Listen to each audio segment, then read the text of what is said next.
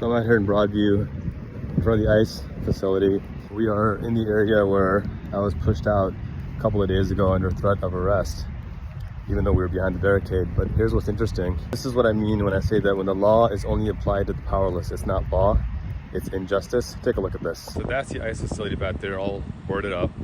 And this is the fence that a federal judge has already ordered should be taken down because it is illegal and blocking a public passageway with no just cause, and it is still up. So when we are standing behind a barricade, we can be arrested and thrown in prison for disobeying a lawful order.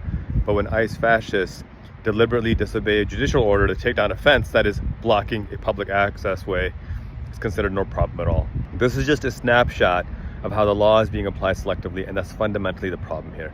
This is why due process of law is so critical to every person in this country, and we cannot tolerate situations where people are being denied that due process, because if it's denied for one of us, it's denied for all of us. One of the most concerning things we're seeing with these protests are unmarked cars from out of state.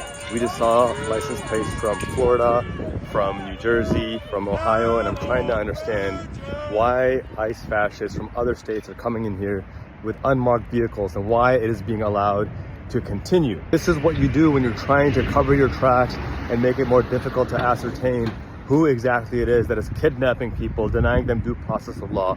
You're trying to confuse the system. There needs to be more accountability here. The whole point of our Constitution and the point of due process of law is to ensure that the government cannot anonymously, secretly kidnap you.